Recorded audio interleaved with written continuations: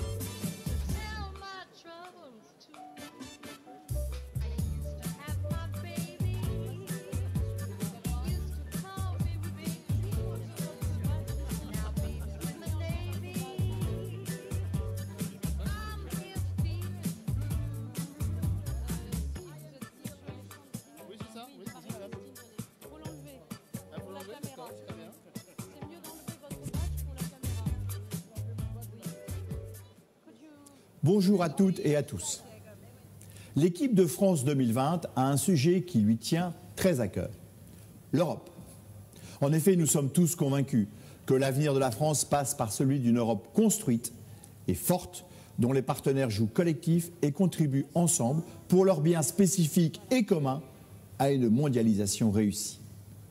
L'Europe, c'est non seulement un facteur de paix et d'équilibre dans un monde instable, où des conflits éclatent partout ailleurs sur la planète, mais c'est aussi une formidable opportunité de développement et d'échange avec un marché intérieur de 506 millions de consommateurs et plus de 23 millions d'entreprises.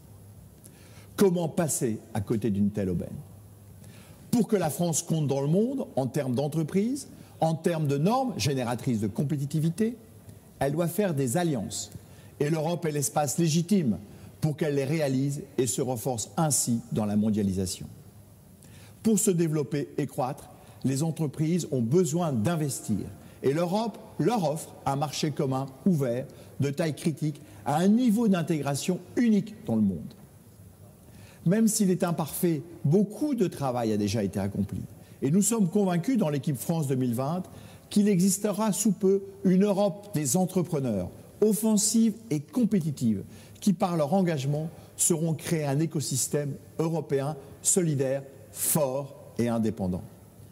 En tout cas, nous, c'est l'option européenne que nous choisissons pour remettre sur les rails une France consciente de ses atouts, fière de son innovation et de ses savoir-faire et qui continue d'exister dans le monde. Encourageons la mobilité pour mieux se connaître et apprendre à travailler ensemble. Mettons en place l'harmonisation fiscale entre nos pays. Créons les conditions de l'innovation, lançons une stratégie de compétitivité industrielle et une politique énergétique qui permet la création de champions européens et enseignons l'Europe comme l'esprit d'entreprise à l'école dès le plus jeune âge. C'est pour toutes ces raisons que nous pensons, nous l'équipe de France 2020, que l'Europe est nécessaire pour une France qui gagne, qui a toute sa place et qui joue son rôle dans le monde.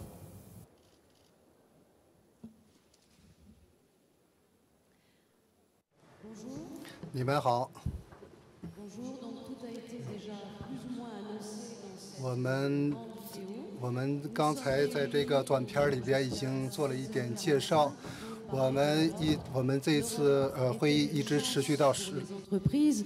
Et j'aurais envie d'ajouter, l'Europe est-elle encore une chance pour les entreprises dans la mesure où depuis plusieurs années, elle vit dans une stagnation économique et il n'y a pas eu de nouvelles très rassurantes encore cet été concernant l'Europe et en particulier la zone euro. Alors, nous avons ici une table ronde avec plusieurs invités. Nous avons Louis Gallois, qui est président du conseil de surveillance de PSA, Alexandre de Juniac, qui est le président directeur général d'Air France KLM, Ulrich Griot, le président du BDI, c'est-à-dire qu'il est président de la Fédération des industries allemandes, qui est à peu près l'équivalent du MEDEF français, Monsieur Wang Shen, qui nous vient de Chine et qui est vice-président de l'Institut chinois CISRI, qui est un institut de recherche sur le fer et l'acier, et puis des voix européennes aussi, telles que Anna Palacio, ancienne ministre des Affaires étrangères d'Espagne, et également membre du Conseil d'État dans son pays. Sylvie Goulard, députée européenne, qui entame son 2e mandat de parlementaire et qui va siéger à la Commission Affaires économiques et monétaires au Parlement de Strasbourg et de Bruxelles. Enfin, Madame Bernadette Ségol, qui est secrétaire générale de la Confédération européenne des syndicats, la CES, une confédération qui regroupe beaucoup de syndicats des 28 pays de l'Union européenne. Nous allons donc essayer de voir quel peut être l'avenir pour les entreprises dans l'Europe, ce que l'Europe peut également apporter aux entreprises, et nous aurons évidemment la vision et le point de vue d'un continent qui n'est pas le continent européen et qui est le continent chinois.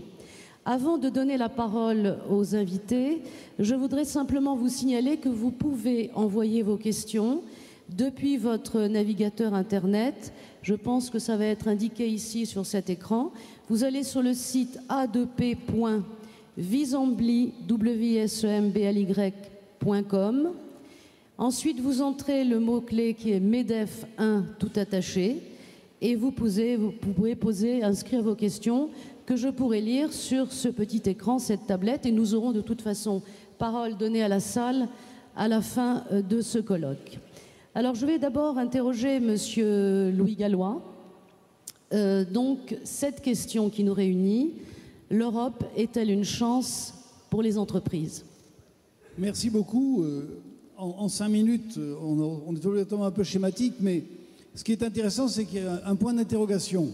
L'Europe, une chance pour les entrepreneurs, ça veut dire que, même si évidemment la zone euro, c'est 500 millions de consommateurs, la communauté économique européenne a été constituée pour la croissance de l'Europe, et il y a une interrogation. Cette interrogation, elle se concrétise.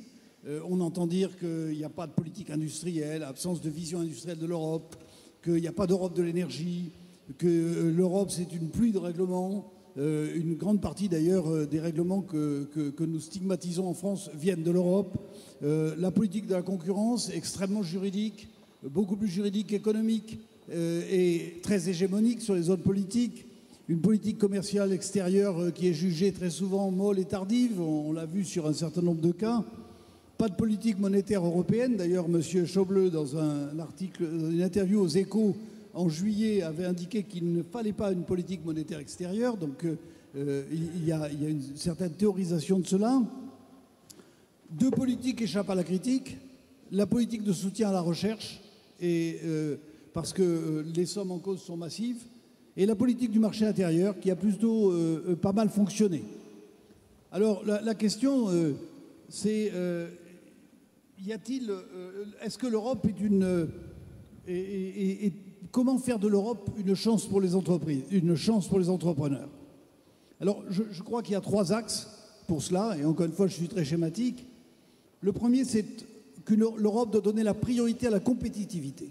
C'est-à-dire que toutes les politiques européennes qui touchent à l'économie doivent être jugées à l'aune de la compétitivité des entreprises. Est-ce que ça favorise la compétitivité des entreprises européennes ou est-ce que ça la défavorise? Je crois que c'est extrêmement important que nous ayons ce test. Il peut y avoir des politiques qui ne vont pas dans le sens de la compétitivité, notamment les politiques environnementales.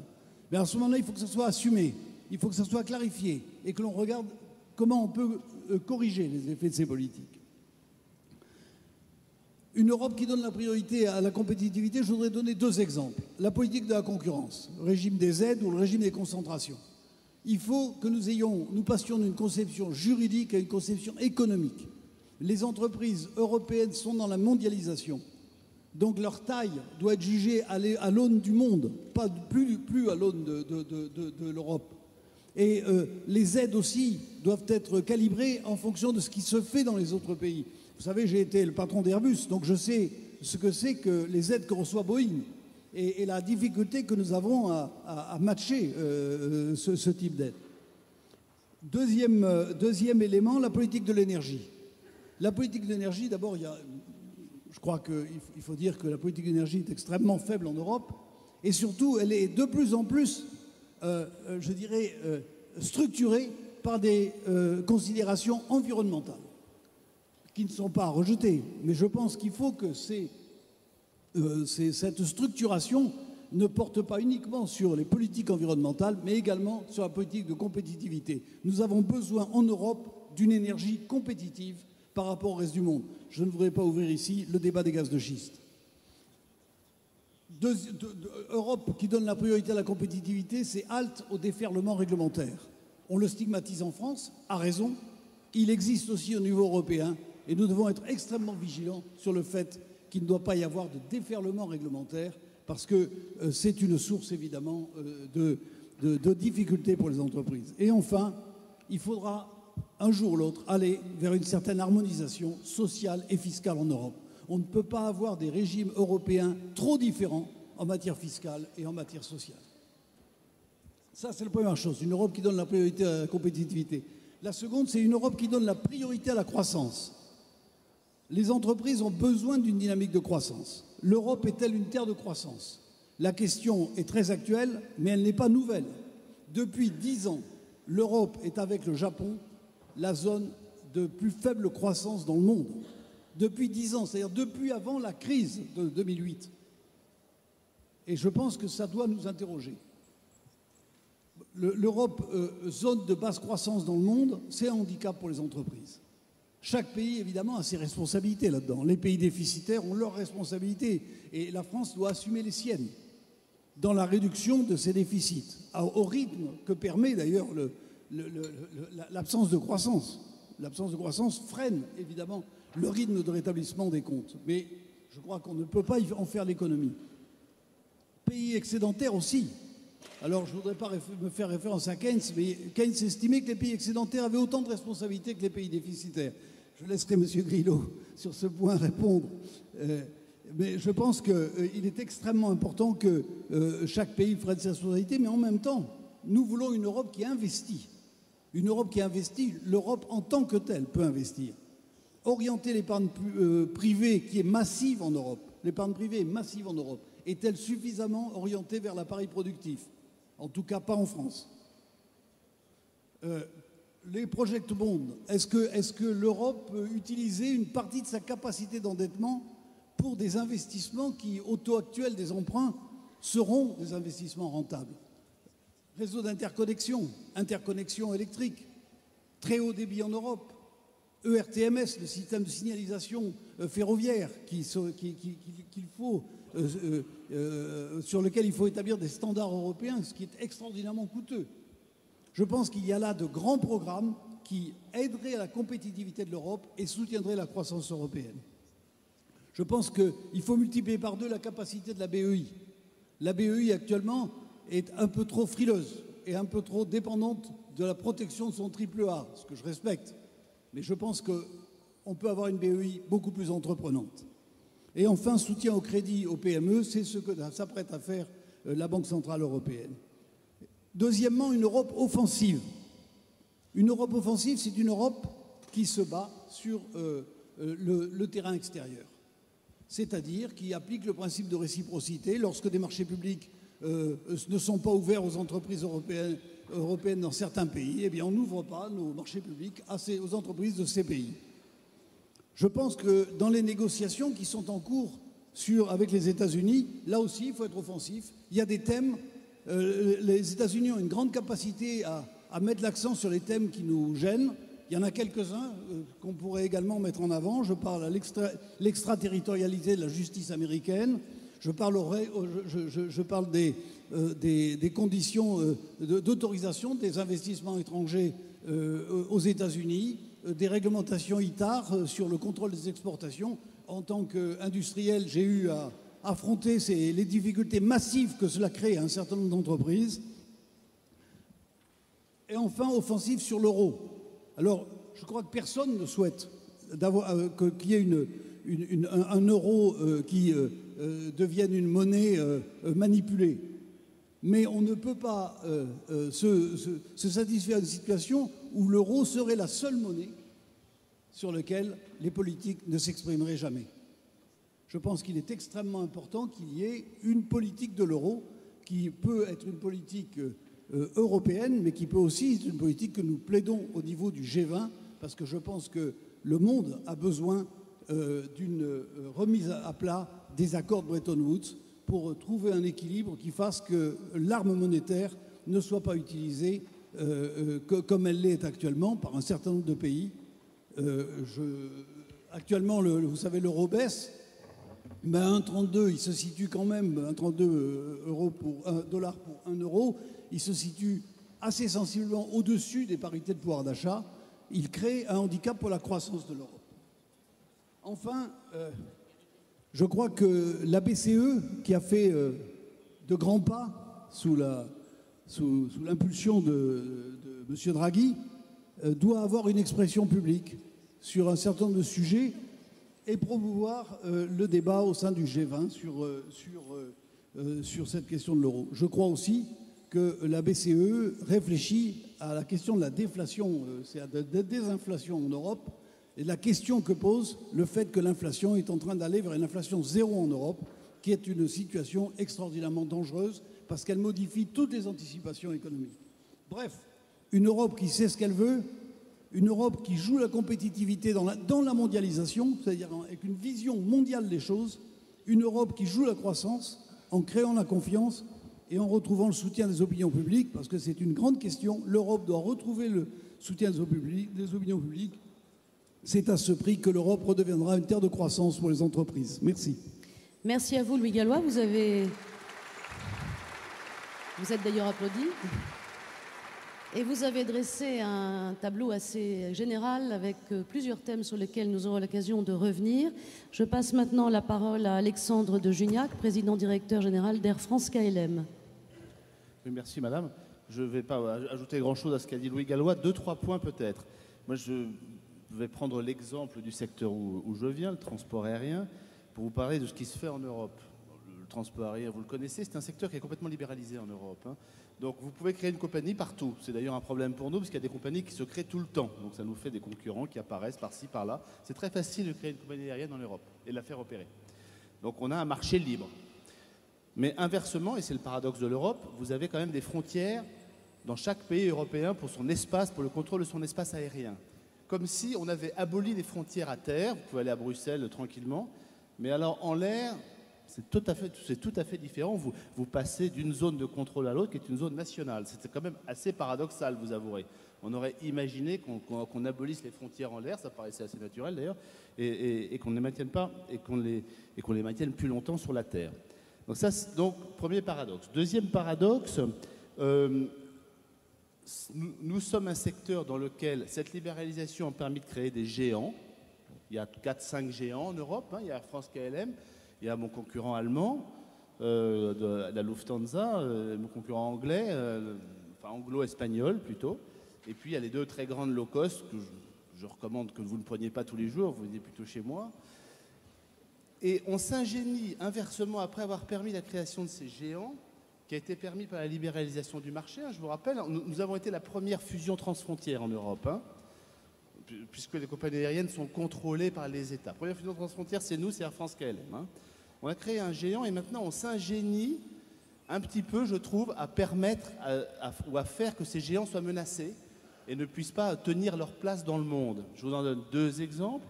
On laisse entrer très très facilement des concurrents qui nous opposent une concurrence pas équitable. Et donc je viendrai aux mesures qu'on peut recommander. Je donne cet exemple-là parce que vous êtes soumis, par exemple, à la politique dite des aides d'État, qui est menée de manière très rigoureuse par les institutions européennes. Les institutions européennes interdisent les aides d'État pour des bonnes raisons, disons. Imaginons que c'est des bonnes raisons. Mais ils laissent rentrer chez nous, dans le transport aérien, des compagnies qui sont 100% publiques, qui possèdent 100% de leur aéroport, qui sont 100% subventionnés, et qui achètent des compagnies européennes et on ne leur demande finalement pas grand-chose.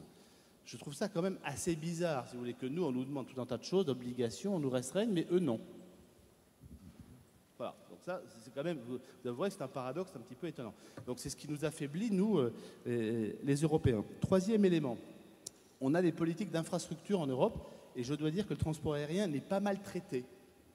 C'est-à-dire qu'il y a des programmes européens de transport aérien, mais ça met un temps, c'est long, c'est cher, ça dérape tout le temps. C'est effrayant. Donc il y a des bonnes intentions, c'est pas mal, mais la réalisation laisse à désirer. Donc est-ce que l'Europe est une chance pour nous? De toute façon, pour nous, on n'a pas le choix. Notre marché intérieur, c'est l'Europe. Donc, et à partir de l'Europe, nous conquérons le monde. Donc oui, c'est une chance pour nous. Mais ce serait bien que l'Europe fonctionne mieux. Alors, comment qu'elle pourrait fonctionner mieux? Comme l'a dit Louis Gallois, sur la scène elle a deux instruments clés, l'Europe, sur la scène économique internationale. Elle a la négociation commerciale, où elle est un acteur majeur, absolument majeur. Il faut qu'elle se serve de ce poids dans les négociations commerciales ou juridiques, de droit de trafic pour nous, par exemple, pour négocier une bonne position pour l'Europe. Il n'y a pas de raison de laisser rentrer tout le monde et nous de ne jamais rien demander en contrepartie. Ça, c'est la première chose. Deuxièmement, elle a un deuxième instrument d'envergure mondiale, c'est l'euro. C'est un instrument d'envergure mondiale. Le patron de la Banque centrale européenne, c'est le type le plus puissant en matière monétaire avec son homologue américain, puis bientôt son homologue chinois, probablement. Hein, servons-nous de cette politique de change. C'est quand même extraordinaire pour ceux qui ont fait des études économiques. Si vous vous souvenez, si vous avez fait des études économiques dans les 80, on se tapait des heures sur la politique de change. C'était un instrument, une arme. Maintenant, jamais. C'est devenu un tabou. On n'en parle pas, surtout on ne l'utilise jamais, alors que tous les autres pays le font. C'est tout de même extraordinaire. Hein. Alors pour le transport aérien, le change c'est important. Hein. Non seulement parce que nous payons notre facture pétrolière en dollars, mais en plus parce qu'on nous achète nos billets dans toutes les monnaies du monde. Donc vous voyez bien que pour nous le change c'est clé. Donc utiliser les instruments qu'on a. Troisièmement, quand on fait les grands programmes d'infrastructure, qu'on les mène jusqu'au bout et bien. Et nous dépendons d'un très grand programme d'infrastructure qui s'appelle César, qui consiste simplement à vous simplifier le transport aérien en Europe, à le faire moins cher, plus rapide.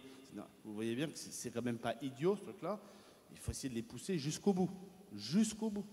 Et, parce que pour nous, c'est très important, parce que les Américains le font, parce que nos amis chinois le font pour leur compagnie. Et c'est bien d'ailleurs. Hein. Quatrième et dernier point, dans les faiblesses, dans les paradoxes, ou les faiblesses européennes, je trouve que dans la partie institutionnelle, nous avons des institutions qui sont trop compliquées. Quand vous êtes une entreprise, même un groupe qui est pourtant bien armé comme Air France KLM, puisque nous sommes un groupe européen, on a une armée de gens à Bruxelles, à Strasbourg, enfin, on a tout ce qu'il faut. Hein. Je trouve que c'est quand même compliqué, l'abord des institutions européennes par les entreprises européennes. C'est compliqué, il y a la Commission, il y a le Conseil, il y a le Parlement. La procédure est très très lourde, très très longue, très très incertaine. Et nous militerions pour une simplification du mode d'administration de l'Europe. C'est tellement compliqué, tellement long, que ça mériterait, ce serait plus facile pour nous les entreprises de pouvoir s'y retrouver. Voilà, madame, ce que je voulais dire, mais très rapidement. Donc c'est une chance, mais il y a quelques éléments d'amélioration dans l'Europe qui nous aideraient beaucoup. Et on notera votre demande d'une concurrence plus équitable, en tout cas. Ça certainement. Je passe la parole maintenant à monsieur Ulrich Griot, qui est donc président du BDI, qui est donc la Fédération des industries allemandes. Merci bien, mesdames et messieurs. J'espère que vous allez me permettre de m'exprimer dans la langue de Shakespeare. Cela va me permettre de mieux m'exprimer. Et tout d'abord, je tiens à remercier le MEDEF, Pierre Gattaz, mon ami, de m'avoir invité à cette réunion tout à fait exceptionnelle qui a lieu ici. Je tiens à remercier mon ami Pierre Gattaz pour notre collaboration tout à fait fructueuse entre notre organisation, le MEDEF. C'est important pour l'Allemagne, pour la France, pour l'Europe. Et la France et l'Allemagne se débrouillent bien. Je pense que c'est et tirent leur épingle du jeu. Je pense que c'est bien également pour l'Europe. Et la relation franco-allemande est très importante. J'aimerais insister, lorsque je suis en route ce matin, j'ai lu un article sur ce qui s'est passé hier. Emmanuel Valls, non pas Blair, Valls, Emmanuel Valls, qui est venu ici, il y a eu une standing ovation. Et moi, je m'attendais peut-être... Je pense que c'était un événement tout à fait fructueux, important, et je pense qu'en Allemagne, il semble y avoir un bon contexte permettant une plus grande confiance entre les économistes, les entrepreneurs, et il me semble que c'est une évolution propice. Je pense qu'il faut que le gouvernement doive effectivement s'embarquer sur ce programme décrit par M. Hollande et M. Valls. Nous avons ici une stabilité politique. Donc les grandes nations doivent regagner leur puissance économique, promouvoir l'emploi, renouer avec la croissance et véritablement s'embarquer dans la bonne direction, et mettre en valeur leur qualité, les réformes qui doivent être entreprises. Il est important de mettre en valeur la persévérance et la patience, de valeurs très importantes, et en particulier, on en a besoin dans le domaine politique. Dans le domaine de ces réformes rencontrent parfois des résistances, et ici en France, et vous vous rappellerez en 2010, ce qui s'est passé effectivement. Eh bien, après une période difficile, nous avons réussi à affermir la situation, et j'espère que les travails et les paroles seront suivis d'actions judicieuses et de mesures tout autant judicieuses. Mais pour revenir au sujet qui nous préoccupe aujourd'hui, l'Europe et les entrepreneurs, je dirais que lorsqu'on aborde cette question, eh bien, il y a 2-3 mois, eh bien, je tiens à féliciter la réélection de certains. Je dirais que l'Europe doit mettre en valeur,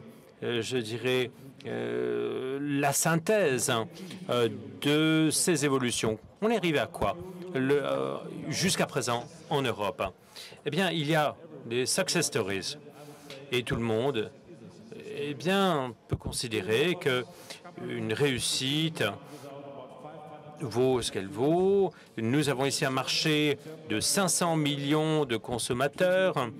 Nous avons une coopération entre les pays européens. Nous avons une monnaie commune, une monnaie unique qui rapproche les pays. Et nous avons donc ces accomplissements, et nous avons quand même 70 ans de liberté en Europe. Et ça, c'est un élément important à garder en mémoire. Mais nous avons également connu en Europe des crises économiques très importantes. Et il y a encore un chemin long à parcourir pour arriver à une stabilité et faire qu'effectivement l'Europe puisse être un endroit où il est bon d'investir, et ce, à l'avenir. Et j'aimerais insister sur 3 points. Tout d'abord, travailler aux infrastructures. Et selon l'étude, eh bien, nous avons un marché du numérique unifié pourrait régénérer jusqu'à 260 milliards d'euros. Et dans le domaine numérique, il y a trop de barrières. Et s'agissant des transactions, des échanges transfrontaliers, et donc il y a des travaux entrepris dans ce sens entre le MEDEF et le BDI, et nous essayons d'entreprendre des réflexions sur ces infrastructures et ces modes d'échange. Et également, un cadre juridique unique pourrait mettre fin au patchwork juridique existant.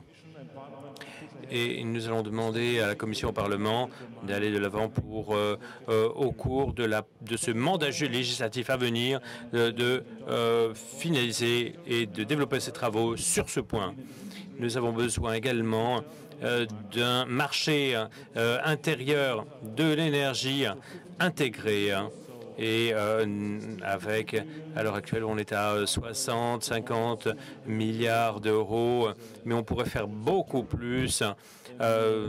Et en combinaison en particulier avec le secteur du numérique. Donc le prochain cycle des travaux de la Commission européenne doit se brancher sur ses priorités, également sur la politique climatique, la politique énergétique européenne, et également avec un suivi extrêmement étroit des indicateurs ayant trait à ces chapitres.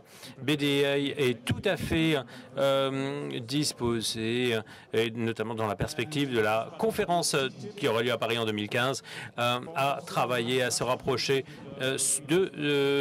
des organismes concernés sur ces sujets. Et nous devons par ailleurs, à partir de 2000 à 2012, eh bien, nous avons eu de bons résultats économiques. Cependant, les exportations ont connu une augmentation de 2,5, un facteur de 2,5 en termes de volume. Et nous avons ici 90% de croissance économique va avoir lieu à l'extérieur de l'Europe d'ici 2015. Par conséquent, il faut tirer parti de ces potentiels et nous devons garantir la compétitivité à l'international. Nous devons améliorer l'accès au marché, en particulier pour les entrepreneurs. Et ça, c'est quelque chose de tout à fait impératif. Et nous devons négocier des accords de libre-échange ambitieux, et s'agissant également des partenariats ambitieux, en particulier avec l'Organisation mondiale du commerce. Nous devons être ambitieux et l'objectif étant d'innover. Et nous devons mettre en valeur l'accès au marché, faciliter cet accès au marché, travailler à la coopération de normes internationales établies et de renforcer nos partenariats. Et nous devons également travailler à la charge des procédures douanières, travailler une standardisation, une normalisation douanière et améliorer l'accès au marché. Pour conclure, est-ce que l'Europe est-elle une opportunité pour les entrepreneurs? Absolument que oui. Et je répondrai par l'affirmative pour le BDI, mais également en tant que directeur général d'une entreprise familiale, eh bien, et tout comme Pierre Gattaz, eh bien, je pense que l'Europe a de très, très bonnes chances de réussir et constitue véritablement une opportunité. Merci. Merci Ulrich Grillot. Alors je vais me retourner maintenant vers Monsieur Wang. Je vais vous poser une question. Est-ce que l'Europe est attractive pour les entrepreneurs chinois? Est-ce qu'ils ont envie de venir s'y installer plus nombreux ou d'investir plus?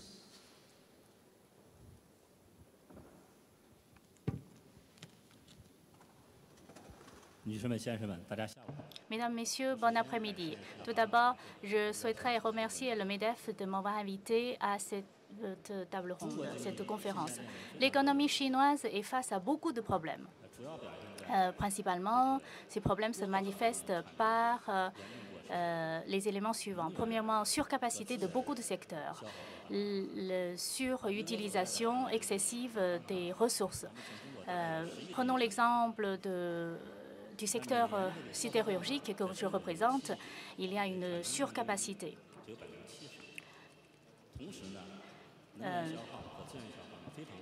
Non seulement nous avons cette surcapacité, mais également nous avons beaucoup consommé de ressources et d'énergie. Le gouvernement chinois est en train de faire face à ces problèmes et les entreprises chinoises également essayent de surmonter ces difficultés.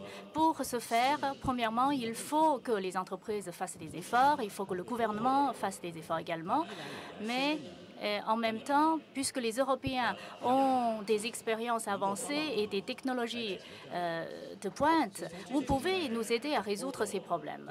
Donc, de ce point de vue-là, l'Europe est très attractive pour les Chinois. Cette attractivité se manifeste sous deux aspects. Premièrement, les entreprises chinoises aimeraient bien utiliser la technologie et le savoir-faire des entreprises européennes pour nous aider à résoudre nos problèmes. Et deuxièmement, les entreprises chinoises peuvent investir en Europe pour utiliser cette capacité de recherche et de développement pour assurer le développement. Donc, l'Europe est attractive pour les entreprises chinoises. Deuxièmement, la Chine possède beaucoup d'avantages. Du point de vue d'investissement, du point de vue de retour en investissement, nous devons penser d'abord au prix de revient, au coût de revient. La Chine possède cet avantage en termes de coût de revient et en termes de capacité. Donc, le secteur de manufacturation de la Chine peut jouer un rôle plus important sur le marché international. Donc, le marché chinois est attractif également pour les entreprises européennes. Troisièmement, du point de vue du volume global du commerce,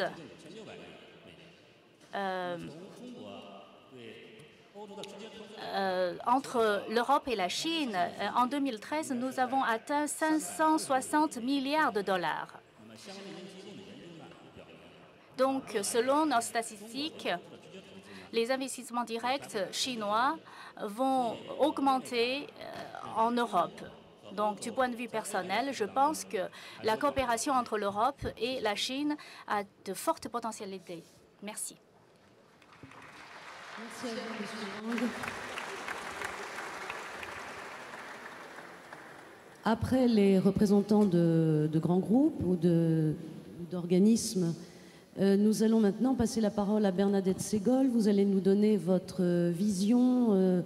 Vous êtes responsable de la Confédération européenne des syndicats et vous avez mené une réflexion à la fois économique et sociale. À vous. Oui, merci. Merci beaucoup. Merci au MEDEF d'avoir invité la Confédération européenne des syndicats à participer à cette plateforme.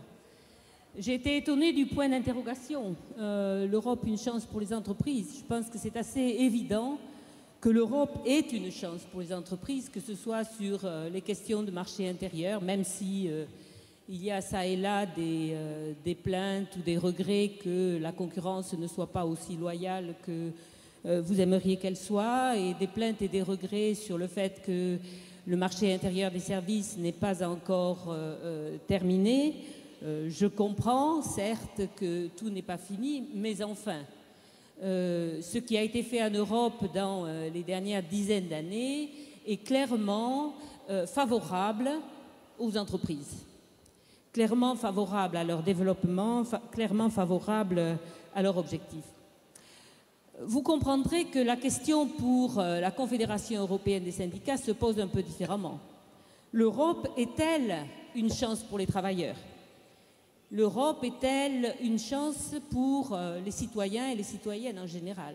Je pense que ce n'est pas une question qu'il faut laisser de côté, parce qu'on ne construit pas et on ne construira pas une Europe sans les Européens ou même contre eux. Et je pense que cette question se pose d'une manière particulièrement aiguë.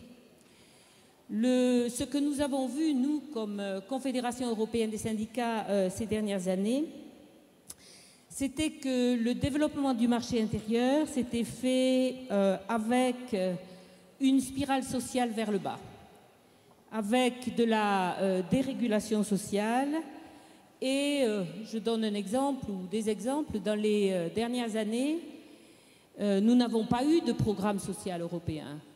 Nous n'avons plus de législation qui permettent au syndicalisme de dire à ses travailleurs, eh bien voilà, ça sert à aller vers le haut, ça sert à mettre en œuvre l'article 3, paragraphe 3 du traité.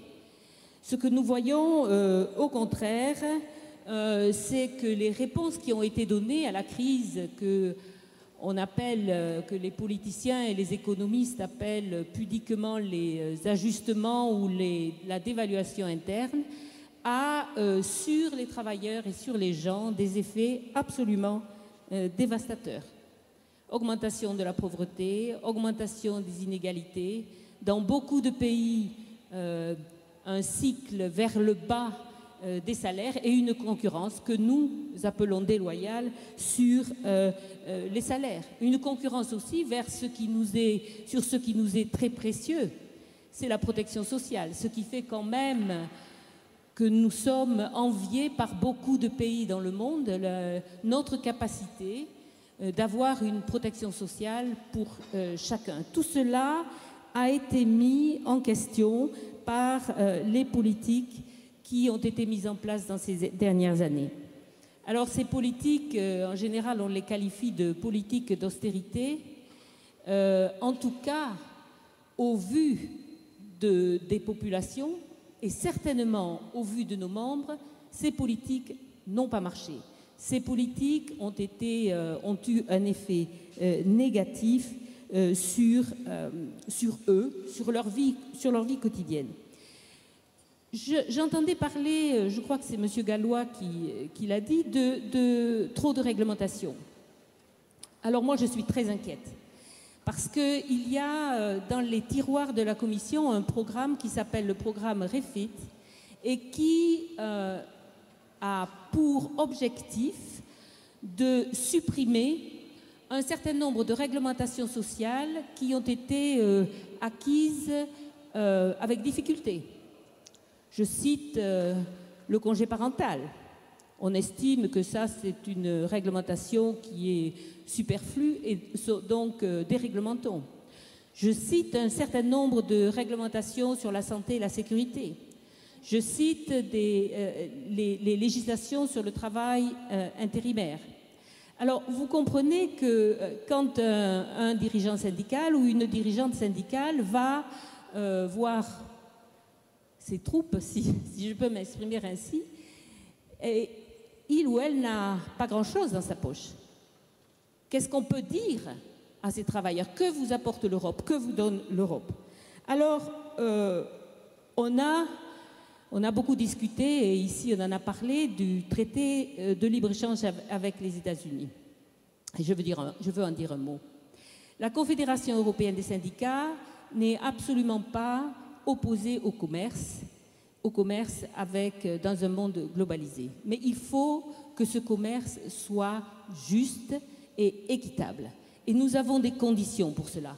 Ces conditions, elles sont très claires, elles sont la transparence des négociations, elles sont dans le fait que les entreprises étrangères ne peuvent pas avoir un traitement juridique différent, et aussi pour nous, et je dirais peut-être en numéro 1, elles sont qu'il faut que ces négociations avec les États-Unis, mais aussi avec le Canada, intègrent les droits sociaux fondamentaux de l'Organisation internationale du travail. Ce n'est pas quelque chose de fantastique, les droits fondamentaux de l'Organisation internationale du travail, le droit d'association, le droit de négociation. Or, dans les traités de libre-échange, c'est très difficile. Et nous voulons que ça soit fait avec les États-Unis, non seulement au niveau fédéral, mais au niveau des différents États. Nous serons très attentifs à tous ces éléments et nous restons certainement en communication sur tous ces éléments. Alors, je vous ai dit, le syndicalisme a beaucoup les mains vides quand on parle aux travailleurs de la base, qui ne comprennent plus du tout à quoi cette Europe leur sert. Les dernières élections doivent quand même nous porter à réfléchir, je pense, sur ce sujet. La Confédération européenne des syndicats n'est pas anti-européenne. Nous savons qu'on n'aura pas plus d'emplois, on n'aura pas de meilleurs emplois si on reconstruit entre nos pays des frontières. C'est très clair pour nous, mais c'est très difficile à expliquer. Et c'est pour ça que nous faisons des propositions. Nous faisons des propositions à l'Union européenne qui sont de dire, eh bien voilà, vous avez, quand il y a eu la crise financière, vous avez eu un débordement d'inventivité pour trouver des solutions pour que l'euro ne se casse pas la figure, excusez-moi, mais c'était à peu près ça. Pourquoi est-ce qu'on n'aurait pas autant d'inventivité, autant d'ingéniosité pour retrouver croissance soutenable et emploi de qualité? Et nous proposons un plan d'investissement de 2% du PIB européen par an pendant 10 ans pour redonner à l'Europe ce souffle. J'ai entendu plan d'investissement. Un plan d'investissement de ce type, ça coûte de l'argent. Ça exige que, oui, les pays participent. Mais un plan d'investissement de ce type, il doit aussi être capable de placer l'Europe dans une situation de réindustrialisation soutenable. Les deux mots sont pour moi extrêmement importants. Réindustrialiser l'Europe, mais pas n'importe comment. Et je pense, moi, que dans ce domaine de l'environnement, de la réindustrialisation soutenable, il faut voir plus loin que demain ou après-demain. Il faut voir que si nous voulons, en Europe, être en avance, compétitifs, comme le disent les employeurs, alors il faut vraiment imaginer que nous devons être en avance sur cette réindustrialisation soutenable. Et donc peut-être voir plus loin que le gaz de schiste ou plus loin que ce qu'on peut faire demain en faisant baisser les prix de l'énergie au niveau européen, et voir que notre chance, ce serait en Europe d'avoir cette réindustrialisation soutenable. Un tel plan d'investissement est possible. Je suis peut-être naturellement optimiste, heureusement pour moi, parce que sinon je ne survivrais pas dans ma fonction. Je pense que c'est possible, je pense que M. Juncker l'a évoqué. J'ai été également très heureuse de voir que le gouvernement français avait présenté un document allant dans ce sens lors du dernier Conseil européen du mois de juin.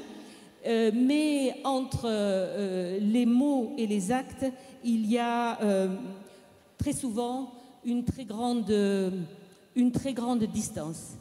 Mais je crois que c'est ma fonction auprès des leaders politiques, mais aussi auprès des employeurs qui sont nos interlocuteurs, auprès de vous, d'insister pour dire que si on ne prend pas sérieusement en compte l'idée de l'Europe sociale, l'idée que l'Europe doit porter quelque chose aux gens, alors il y a un grand risque politique, il y a un risque économique et social tout à fait considérable. Merci.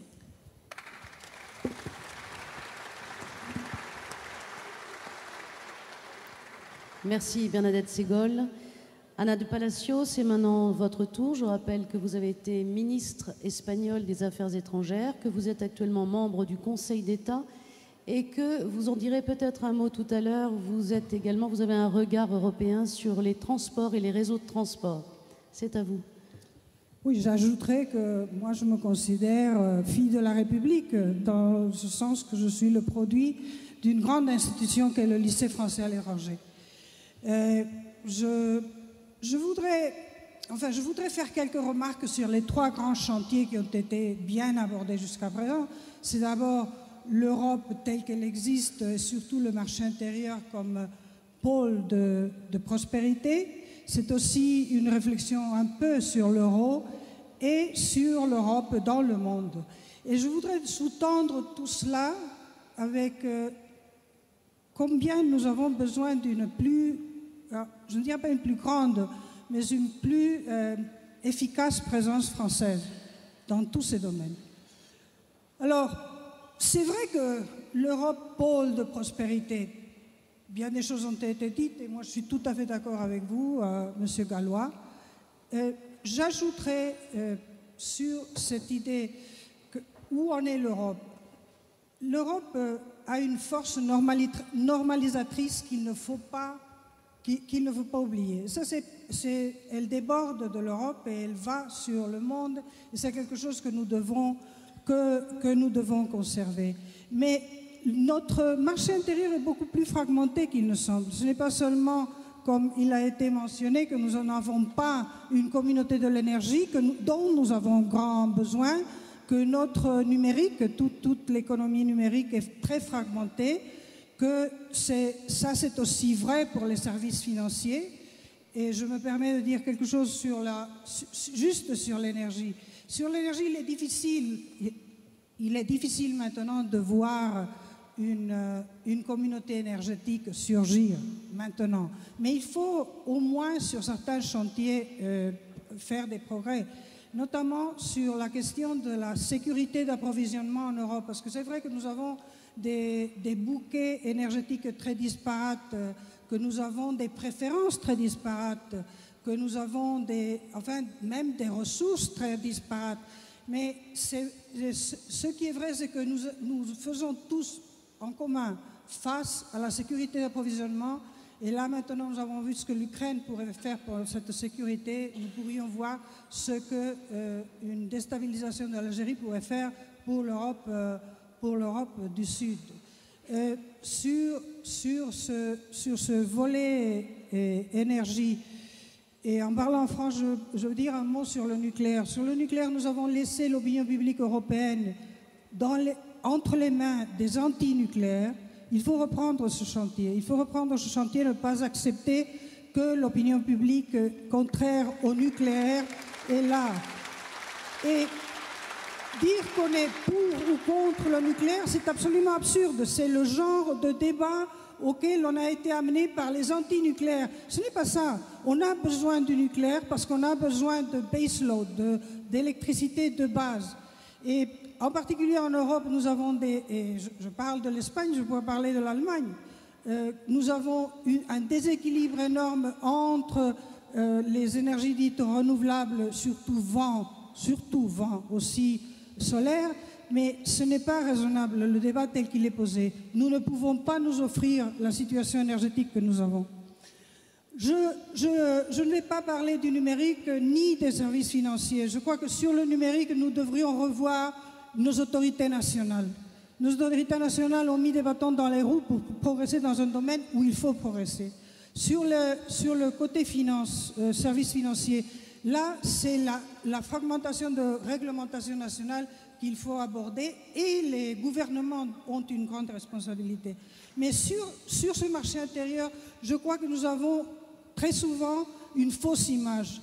Nous ne faisons plus une harmonisation correcte. Nous lançons l'harmonisation sur un chantier, mais comme l'Europe en ce moment est très intergouvernementale, nous avons des exemples, j'en cite un, la directive et le règlement. Le règlement sur les auditeurs a 21 articles où il y a des options. Alors, un règlement avec 21 articles qui a des options n'est pas un règlement, c'est tout simple. Ça peut être une directive, ce n'est pas un règlement. Je crois qu'il faut revoir ces questions de front. Elles sont vraiment importantes. Sur le gouvernement de l'euro, juste un mot. Il faut que nous soyons cohérents. Nous avons fait des pas, mais des pas dans l'urgence, des pas qui sont parfois même contradictoires. Il faut se décider où on va, si on veut un euro plus fédéral, un euro qui se base sur la coordination, ce qui est d'ailleurs la position davantage française. Mais il faut qu'il y ait une présence, une voix française. Tout à l'heure, nous écoutions la voix allemande qui mise sur la stabilité des prix. D'accord, c'est vrai, la stabilité des prix est importante, mais ce n'est pas que la stabilité des prix. Or, aujourd'hui, on entend très fort cette voix. On a besoin de la voix française qui fasse pendant à cette voix allemande. Moi, je crois que l'Europe n'a pas d'alternative s'il n'y a pas le couple franco-allemand. Mais pour le moment, la France est absente. Ce couple franco-allemand est absolument déséquilibré. Sur le troisième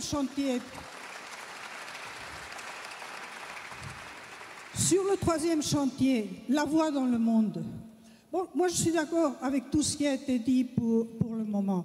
J'ajouterai deux questions. La première, c'est une question de légitimité. Il est clair que nous n'avons pas de légitimité pour parler à l'extérieur quand à l'intérieur, nos citoyens perçoivent l'Europe, surtout dans le Sud. C'est vrai que ce n'est pas vrai en Allemagne, mais sans doute en Espagne, je pense qu'en France, comme l'Europe punitrice.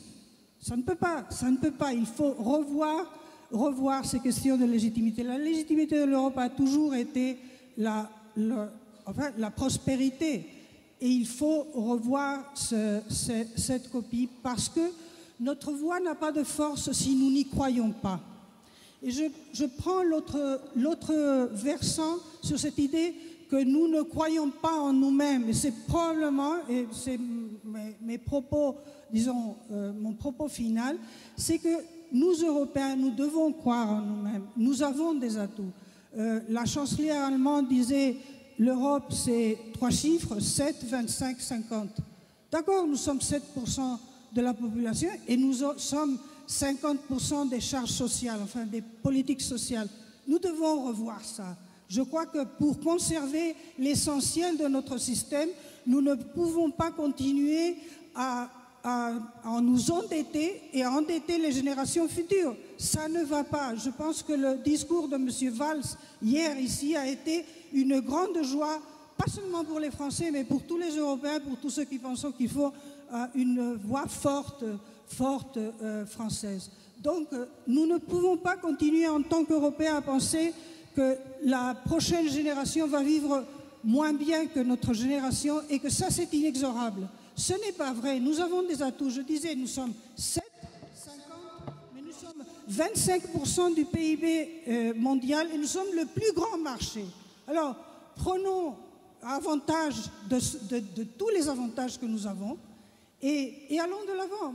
Et pour se prendre avantage, pour être crédible, j'insiste, nous avons besoin d'une forte voix de la France.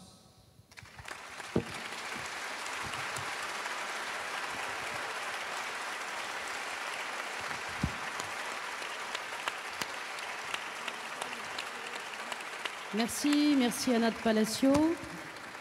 Et c'est à vous maintenant, Sylvie Goulard. Donc je rappelle que vous êtes eurodéputée, que vous siégez dans la Commission des affaires économiques et monétaires. On a entendu parler de plusieurs choses à revoir. On parle de rapprochement, d'harmonisation, de réforme, de mesures à prendre. On arrive avec une nouvelle Commission européenne qui va se mettre en place et s'installer au mois de novembre. Et puis le Parlement européen déjà a commencé à siéger au mois de juillet. C'est 5 ans d'une nouvelle législature. À votre avis, quelles seraient les priorités et comment voyez-vous l'Europe actuellement ? Merci beaucoup. D'abord, merci au MEDEF de m'avoir invitée. Étant la dernière du cercle, pour ne pas vous ennuyer, je vais prendre la question à l'envers. C'est-à-dire que personnellement, je crois qu'il ressort des propos de tout le monde que, effectivement, l'Europe est une chance pour les entreprises, pour les citoyens. Donc moi, j'ai plutôt envie de demander en quoi les entreprises peuvent être une chance pour l'Europe. Et qu'est-ce que vous pouvez faire, qu'est-ce que nous pouvons tous faire, citoyens et chefs d'entreprise ou acteurs économiques, associatifs, syndicaux, pour faire avancer l'Europe. Et là, je voudrais faire une petite remarque, parce que quand j'entendais M. Gallois et M. de Juniac, je me suis dit, je suis à Paris. C'est bien d'ailleurs, on est à Juillan-Josas, enfin, on n'est pas loin. Parce que ce qui est très grave en ce moment, c'est quand on a des visions de l'Europe où chacun projette sur l'Europe sa vision. Alors qu'il y ait une contribution de chacun, c'est tout à fait légitime et c'est bien, et je suis ravie quand les Français en ont une.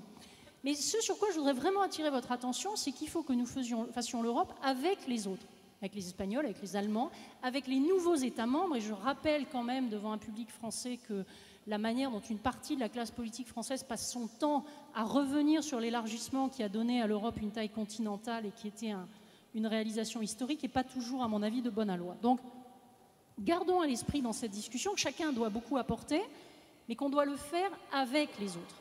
Or, ce que nous payons en ce moment, c'est que ça fait une vingtaine d'années qu'on est dans un espèce de fantasme où chacun projette sur l'Europe ce qu'il voudrait de son propre pays sans toujours rentrer dans la logique des autres. Et je le dis autant quand je suis en Allemagne ou en Italie que quand je suis en France. Alors, il y a 3 sujets sur lesquels je pense que les entreprises peuvent faire bouger les choses. Le premier, ça a été dit, c'est cette espèce d'ambiguïté dans le choix fondamental qui a été fait pour l'Europe, qui était un choix de stabilité à travers la règle de droit. Le choix des pères fondateurs et des créateurs de l'Europe, c'était de créer un espace de droit fondé sur des traités et fondé sur des règles. Donc les règles, c'est rigide, effectivement. Pour les gens qui gèrent l'économie, ça peut être un obstacle. Comment on ouvre ce débat? Et à mon avis, on l'ouvre d'autant mieux que la France respecte les engagements qu'elle a pris. C'est-à-dire que la question n'est pas de demander à la Banque centrale de faire ce qu'elle n'a pas le droit de faire en vertu des traités ratifiés, c'est de voir comment on peut intelligemment faire évoluer l'interprétation de ces textes. Et là, on est sur un sujet qui est très important. Pourquoi? Parce que l'idée qu'il y ait de la stabilité juridique, je crois que vos entreprises en bénéficient aussi. Oui, il y a trop de règles, c'est vrai.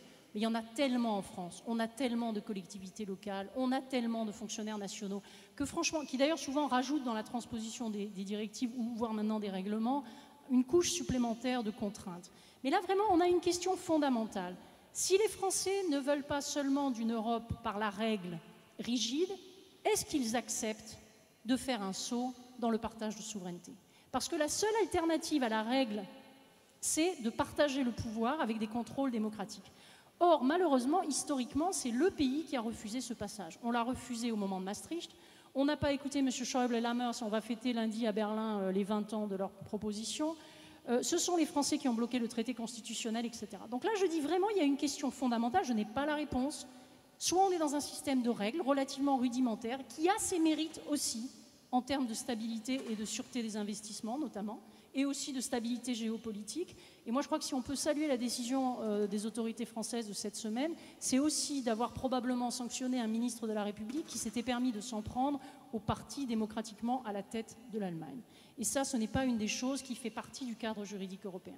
Donc, premièrement, on a voulu la stabilité monétaire, juridique. Est-ce qu'on remet ça en cause et si oui, comment? Il y a de bonnes raisons de critiquer, mais il y a aussi des mauvaises raisons si c'est de dire « je signe des traités, mais dans le fond, je m'en fiche ». La deuxième chose, qui est la question de la souveraineté. Ça a affleuré aussi dans toute cette discussion. On voit bien comment le monde se profile, avec des décisions unilatérales. L'Argentine, en ce moment, c'est quelque chose. BNP Paribas aussi. Demain, il y aura peut-être d'autres puissances qui voudront imposer leur vision. Il y a un certain nombre d'organes, que ce soit la Banque des règlements internationaux, que ce soit les instituts qui s'occupent de normes comptables, que ce soit les associations qui distribuent les noms de domaines, qui pourraient bien jouer un mauvais tour à tous les producteurs de vin, par exemple, qui ont des brandings en Europe. Bon, tout ça, on voit bien que là, on a besoin d'Europe. Mais là, est-ce que le problème, c'est l'Europe ou est-ce que c'est l'absence d'Europe? Ce que disait Alexandre de Juniac était très juste aussi. On a été à certains égards très loin dans la libéralisation et par ailleurs, on n'est pas allé assez loin dans d'autres domaines. De même que quand vous avez des politiques en France qui veulent démolir Schengen, moi je dis attention, Schengen, c'est du travail frontalier, c'est de la facilité pour le business, pour bouger, etc. Donc, la souveraineté telle qu'on la perçoit parfois dans le débat politique français, à mon avis, n'est pas compatible avec les attentes que les mêmes acteurs en général expriment vis-à-vis de l'Europe. Ayant porté beaucoup les réglementations financières, tout ce qui touche à la mise en œuvre des règles de Bâle, je pense qu'on touche à un problème vraiment de démocratie. C'est-à-dire que si au niveau mondial, un certain nombre de décisions sont prises sur la base de considérations techniques et qu'ensuite les parlements ne peuvent plus en débattre, que ce soit le Parlement européen ou le Parlement national, là oui, comme l'a dit Mme Segol très justement, nous allons perdre les citoyens. Et dernière chose que je voulais dire, c'est en quoi est-ce que vous pouvez vraiment aider? D'abord, il y a un problème de gestion, notamment dans ce pays et dans l'Europe en général. Écoutez, 50 milliards d'économies, je le salue, c'est bien. Les dépenses publiques annuelles de la France, c'est 1150 milliards. Donc je dis simplement à tous les chefs d'entreprise qui sont là, faites cette pédagogie, y compris dans les dîners en ville. L'austérité, ce n'est pas 50 milliards sur 3 ans, sur 1150 milliards. Deuxièmement, est-ce que les entreprises ne pourraient pas aider un peu du côté des DRH? On est en train de nommer une commission dans des conditions abracadabrantes.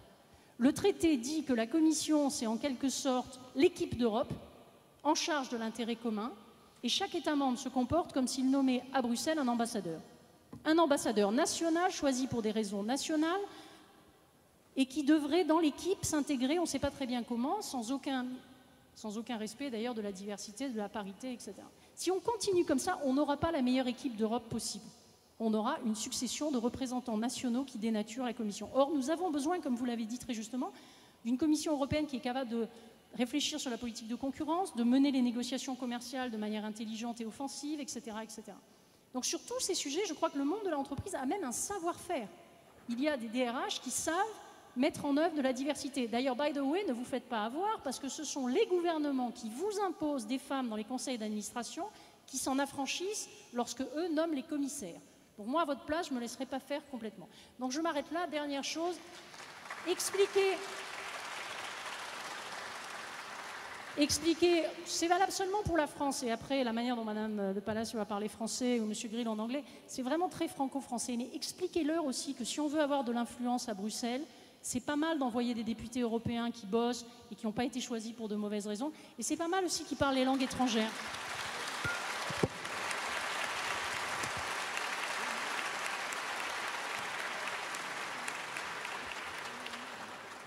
Merci Sylvie Goulard. Alors je voudrais revenir parmi les thèmes qui ont été évoqués depuis le début. On a beaucoup parlé d'investissement. C'est aussi un thème d'actualité, c'est une question qui se pose dans plusieurs pays de l'Union européenne, dont la France. Donc l'investissement pour relancer l'économie, de quelle manière? L'investissement public-privé. Vous avez parlé, Madame Segol, de 2% du PIB par an pour vous parliez d'investissement public. Le futur président de la Commission européenne, M. Juncker, a promis 300 milliards d'euros pour faire de l'investissement en Europe. Enfin, dans quel choix, on ne sait pas encore, mais l'annonce a été faite. Louis Gallois, qu'est-ce que vous pensez? C'est vraiment, on a l'impression que c'est vraiment un besoin actuellement pour une relance, quelle qu'elle soit, en Europe ou dans plusieurs pays de l'Union. Moi, je crois que c'est tout à fait essentiel. Je me réjouis d'ailleurs que M. Juncker ait parlé de 300 milliards. J'espère qu'on ne mettra pas 20 ans pour consommer ces 300 milliards, mais qu'on le fera assez vite. Parce que je crois que l'Europe est actuellement dans une situation de, comme on dit en termes nautiques, d'encalminage, c'est-à-dire que la croissance est nulle en Europe et que c'est une situation extrêmement dangereuse et qu'un des rares leviers, un des leviers dont nous disposons, et celui qui peut être activé le plus rapidement et celui qui a les effets sur la compétitivité à terme les plus importants, c'est l'investissement. Investissement privé, investissement public. Je crois que c'est extrêmement important. Et encore une fois, avec les taux d'emprunt actuels et la capacité d'emprunt de l'Europe, sans aller à des chiffres déraisonnables, il ne s'agit pas non plus de prendre des risques, mais il y a une capacité à engager des programmes d'investissement tout à fait essentiels. Pour la France, il y a un programme qui s'impose, c'est l'investissement dans le logement. Ça, c'est clair. Là, on sait au moins où il faut que l'argent aille.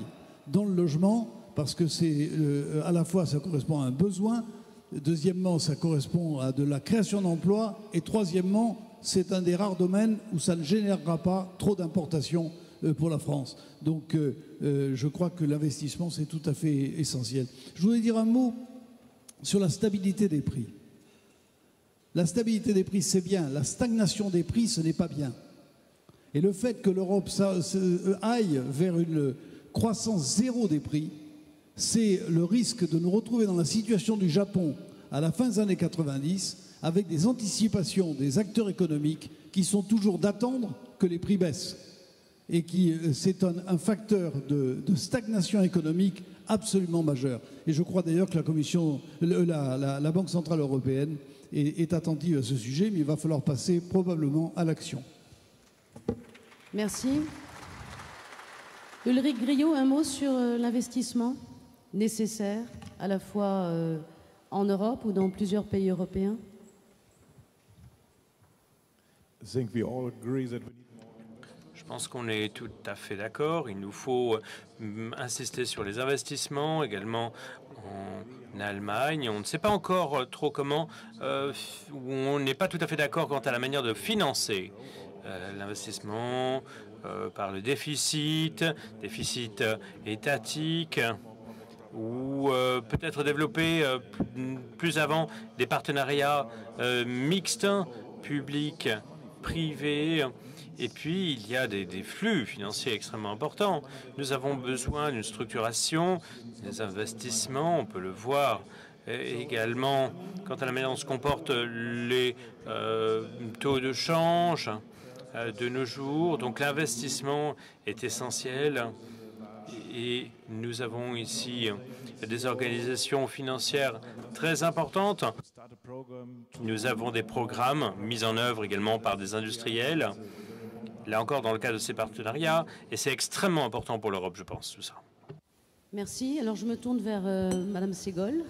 Vous voulez peut-être ajouter sur l'investissement à ce que vous avez dit tout à l'heure? Oui, je voudrais ajouter quelque chose là-dessus, parce que d'abord, nous parlons d'un plan d'investissement européen.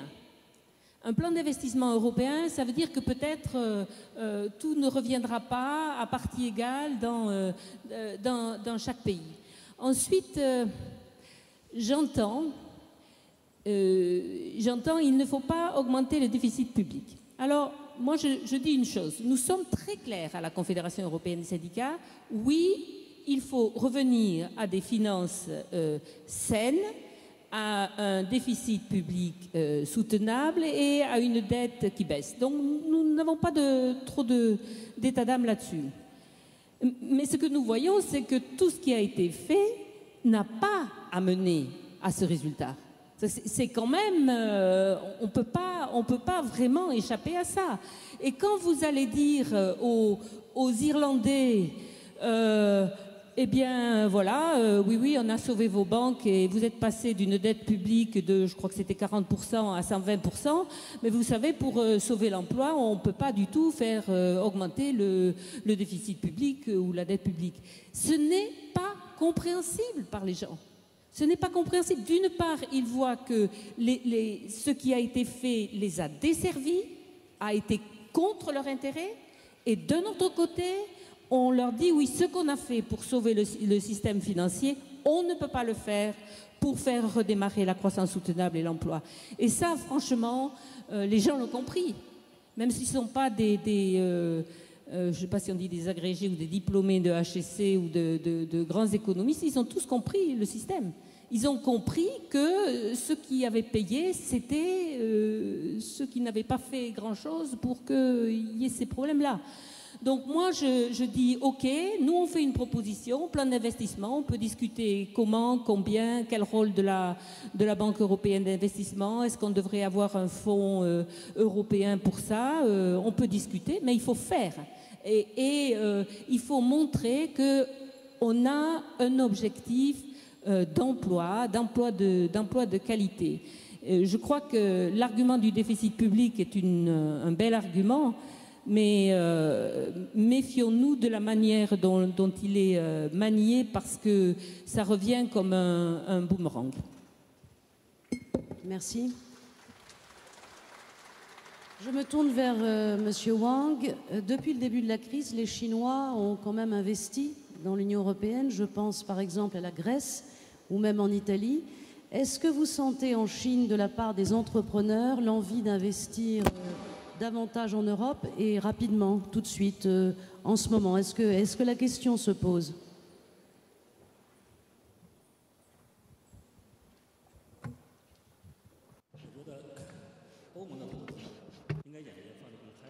À mon avis, l'investissement en Europe, il faut non seulement penser à l'investissement au sein de l'Union européenne, mais avoir une vision plus large.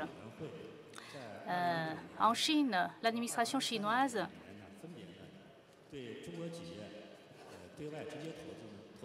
a fait une enquête en 2009 et en 2013, deux enquêtes sur les entreprises chinoises. En 2009, l'enquête portait sur 1056 entreprises. Ces entreprises ont une forte volonté d'investir à l'étranger, et principalement en Europe et aux États-Unis, qui s'intéressent à l'Europe et aux États-Unis. Bien que actuellement, la plupart des investissements ont lieu dans l'Asie du Sud-Est. Mais l'intérêt est très fort dans un proche avenir pour les États-Unis et l'Europe. J'ai lu un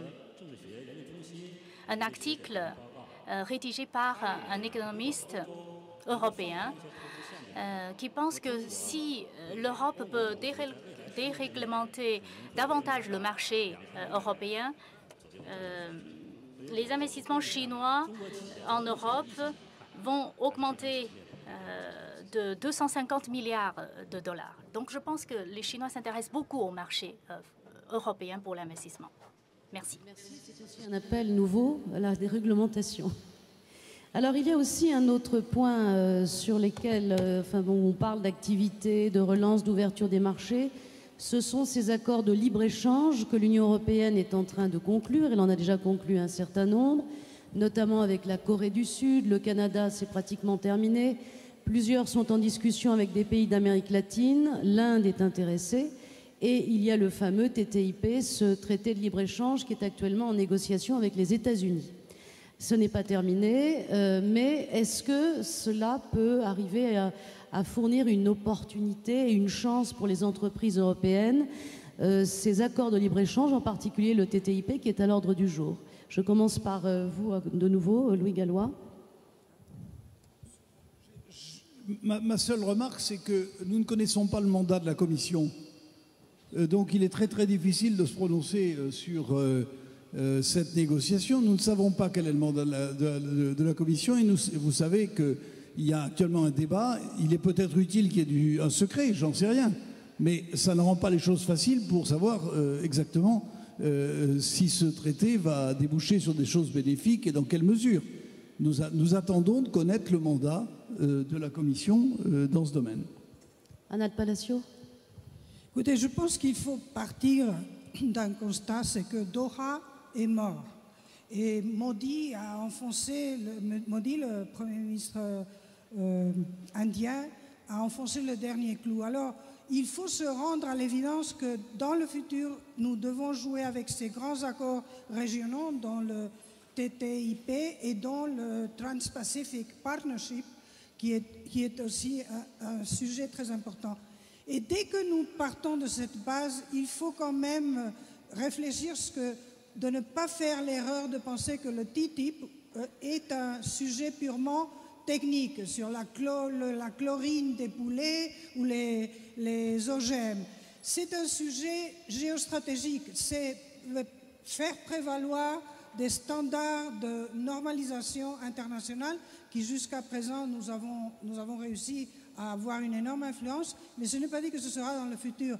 Et je crois que c'est changer la donne. Je crois que s'il y a un reproche à faire, et je rejoins M. Gallois, c'est que ces négociations sont entreprises par la Commission européenne comme des questions techniques. Et ça a été d'ailleurs le cas avec l'accord d'association avec l'Ukraine, avec les conséquences que nous sommes en train de voir. L'accord d'association a été envisagé comme une question purement technique, n'a jamais été porté à un niveau politique. Ne faisons pas la même erreur avec le TTIP. Le TTIP est un grand enjeu géostratégique. Sylvie Goulard.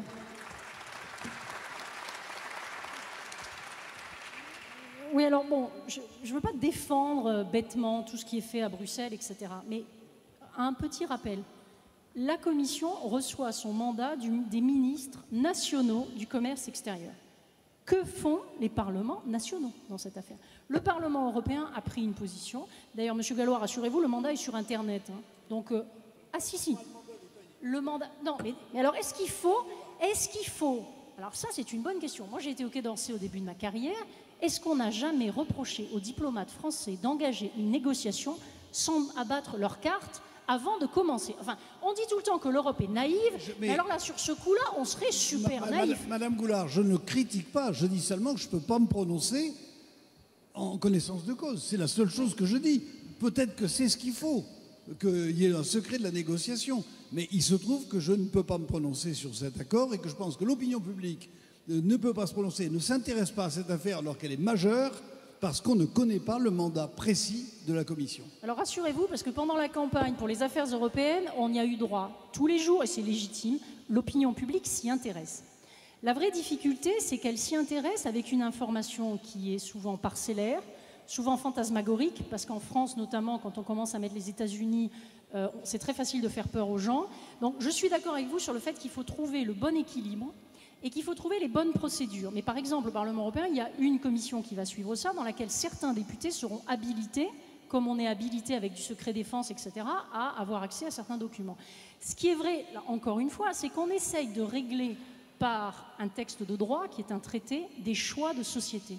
Et ces choix de société, il va falloir en débattre et les assumer, que ce soit d'ailleurs sur les services financiers, dont j'ai toujours pas compris pourquoi l'Europe ne se battait pas pour qu'ils soient inclus dans le champ de l'accord, que ce soit pour la protection d'un certain nombre d'appellations géographiques agricoles qui sont importantes pour une grande partie de l'Europe, etc. Il faut dire aussi, sincèrement, que le mandat n'a pas été connu, mais le lobby qu'on a le plus entendu en France là-dessus, c'est le lobby culturel. Et que très souvent, la France va être prête à sacrifier... Alors c'est très important, la culture n'est pas un bien comme un autre, d'accord, mais... il ne faut peut-être pas résoudre l'enjeu pour la France à la question de l'audiovisuel et du culturel. Encore une fois, les finances, l'agriculture, l'ouverture des marchés publics que vous souhaitiez avec de la réciprocité, etc. C'est tout ça qu'il faut mettre dans le paquet. Mais encore une fois, la vraie difficulté, c'est qu'on ne peut pas aller face au Congrès des États-Unis en étant dans une transparence totale, parce qu'à mon sens, dans ce cas-là, l'Europe s'affaiblirait elle-même. Merci. Votre opinion, Ulrich Griot, sur les traités de libre-échange? entre l'Union européenne et le reste du monde?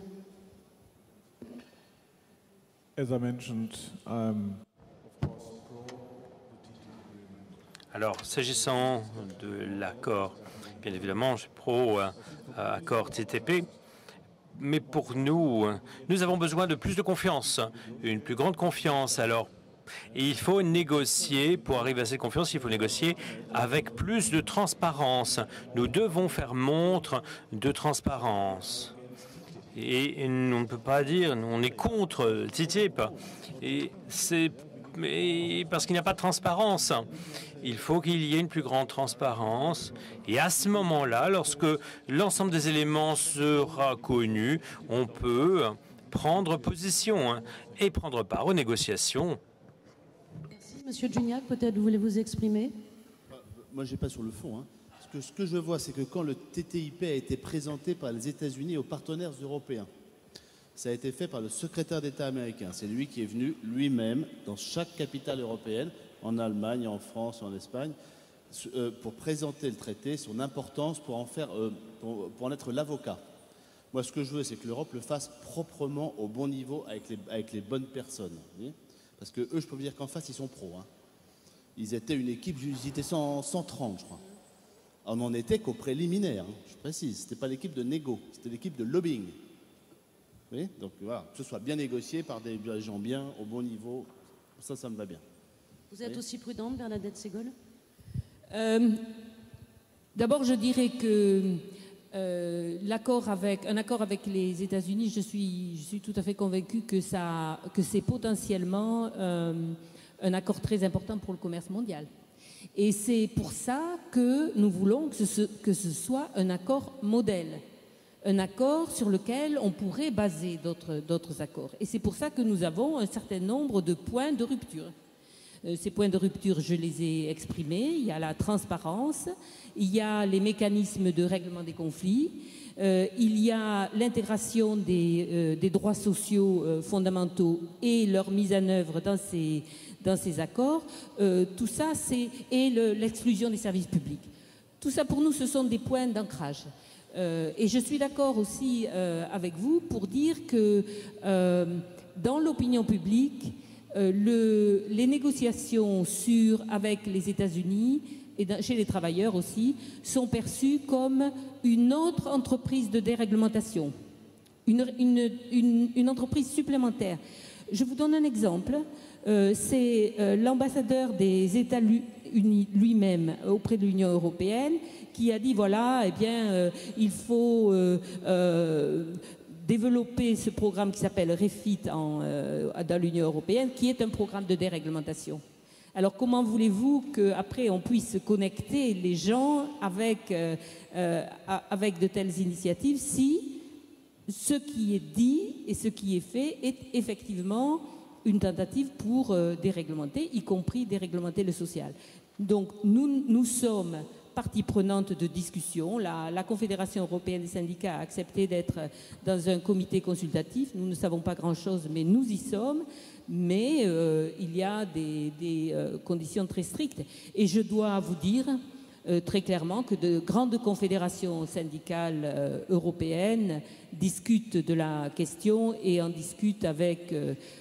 parfois très négativement, et je me demande jusqu'à quel point nous pourrons continuer à être modérément, à soutenir modérément cette initiative, parce que c'est vraiment très tendu. Oui, juste, vous voulez rajouter?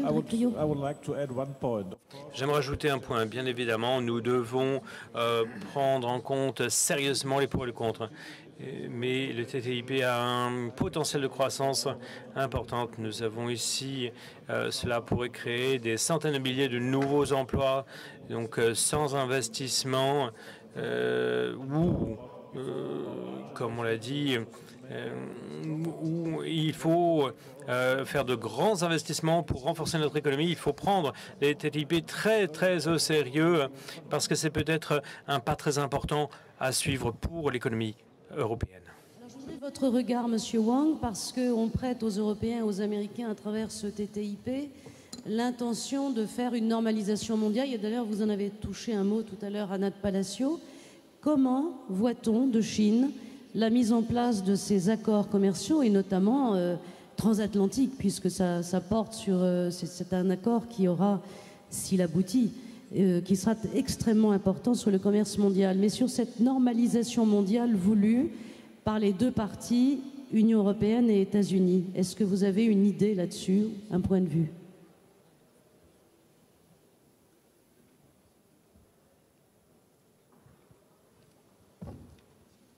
自由贸易啊，还是应该是个趋势，因为随着金融危机到来。 Le libre-échange, c'est une tendance future. Après la crise, je pense que le protectionnisme monte.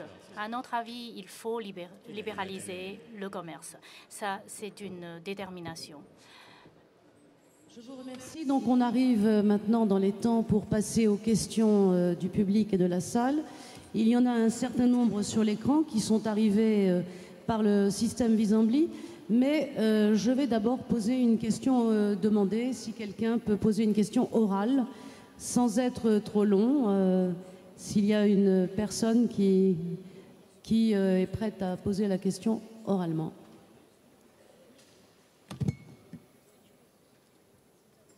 Est-ce qu'il y a un bras qui se lève? Non, pas pour le moment. Donc je vais reprendre dans les questions assez foisonnantes qui sont arrivées sur l'écran. J'en ai repéré plusieurs sur la BCE, la Banque Centrale Européenne. Évidemment, son rôle est très évoqué en ce moment.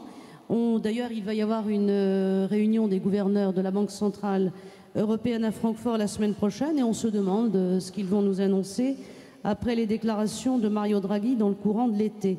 Alors, des questions du style est-ce que la Banque Centrale Européenne peut reprendre son indépendance? Ça, c'est une question qu'on pose souvent en France. Est-ce que la Banque Centrale Européenne peut agir... attendez, il faut que je retrouve la question.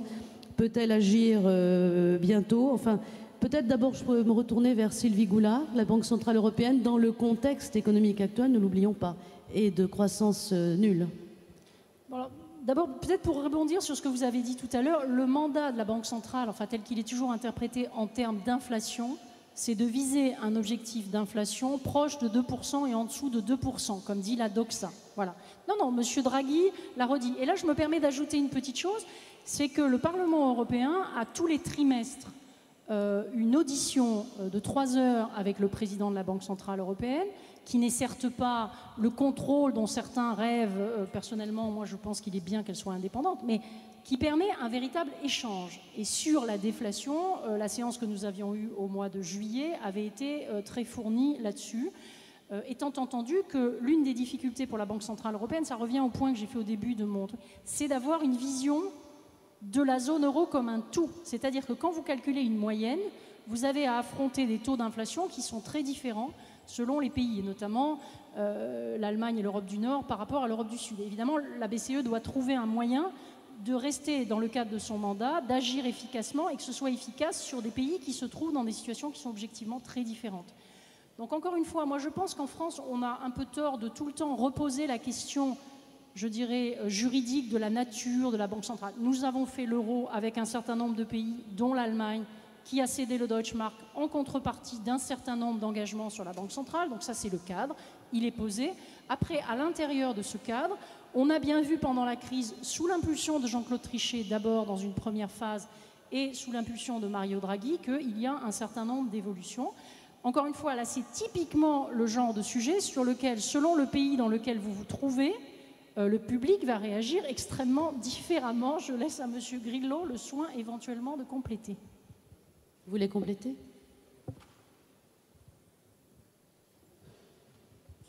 I don't want to complete, but you just mentioned.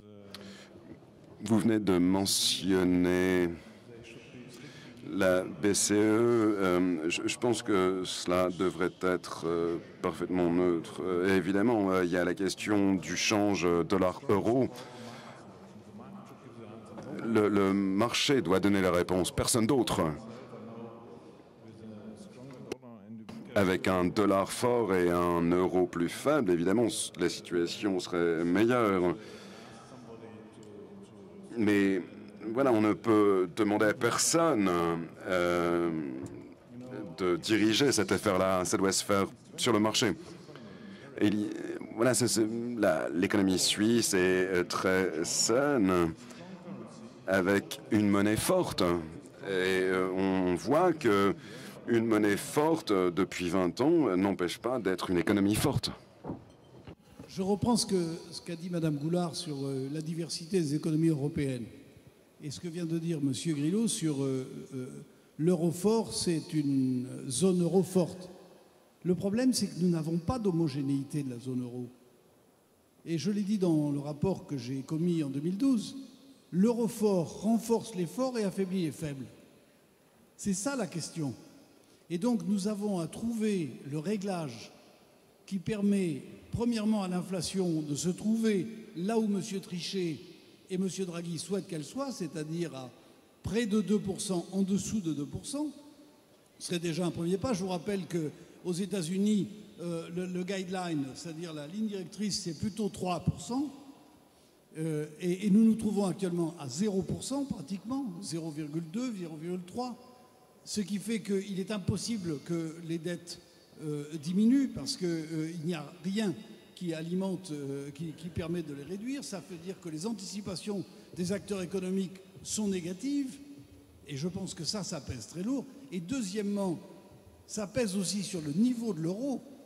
Et je pense que nous avons nous posé la question, un euro fort, nous souhaitons un euro stable. Nous souhaitons un euro qui soit une monnaie de référence. Ça ne veut pas dire que l'euro doit être surévalué pour un certain nombre de pays et sous-évalué pour un certain nombre d'autres. Ou alors on en arrive à ce que je lisais ce matin dans le journal, l'euro n'a pas remplacé 18 monnaies, il a remplacé une monnaie, c'est le Deutschmark. Et je pense que ça, c'est une menace sur l'euro. Parce que s'il apparaît que l'euro est le seul successeur du Deutschmark, là, il va y avoir... Et je comprends que les Allemands, qui ont réalisé une performance économique absolument remarquable, puissent considérer que c'est positif, mais il faut bien voir que la divergence des économies européennes fait que ce taux peut être insupportable pour un certain nombre de pays d'Europe.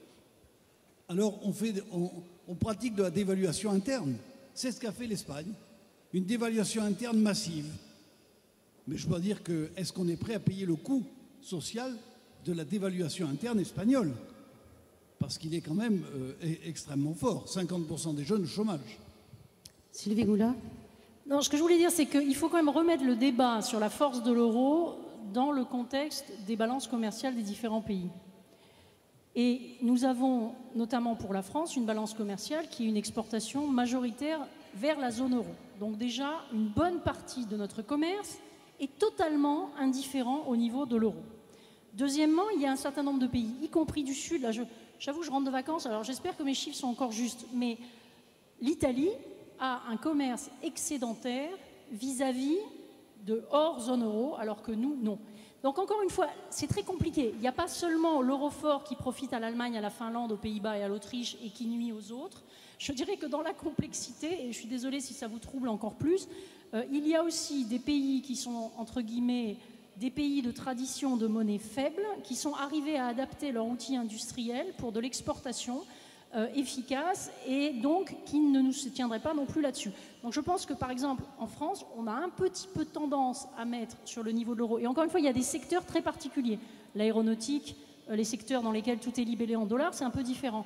Mais une grande partie de l'appareil économique français n'est quand même pas dans une dépendance totale vis-à-vis de l'euro fort. Dernière remarque, les traités ne donnent pas à la BCE, mais au ministre de l'économie et des finances des différents États membres la responsabilité de la politique de change. Donc, on a un nouveau ministre, just do it. Hein.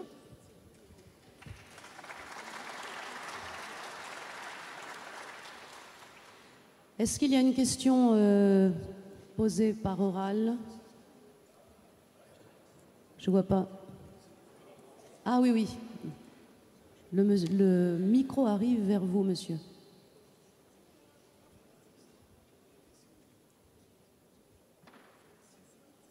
Ça fonctionne? Non, ça marche.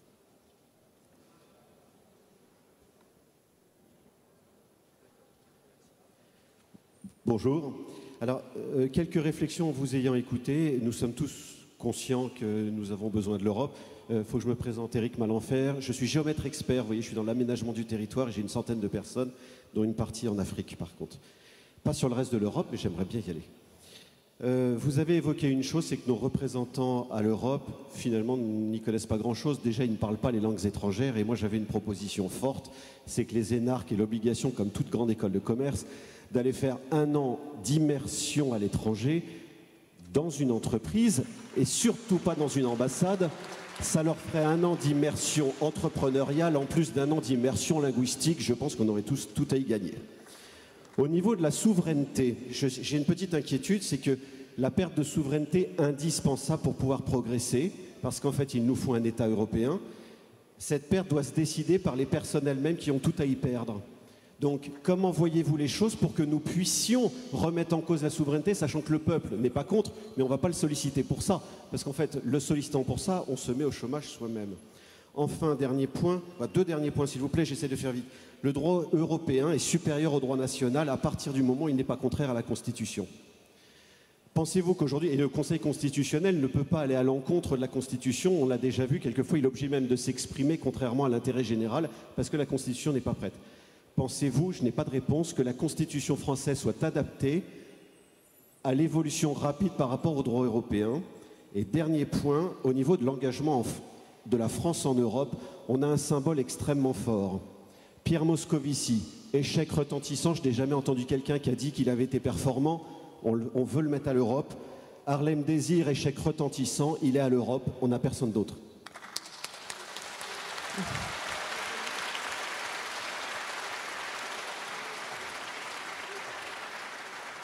Alors, qui veut répondre, la souveraineté ou le Conseil constitutionnel? Je vais vous dire mon sentiment.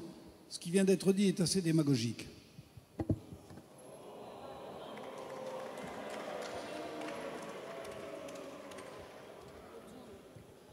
Je vais tirer d'affaire Marie-Christine avec le Conseil constitutionnel. Cette question de la place des cours constitutionnels, elle se pose de manière encore plus aiguë en Allemagne.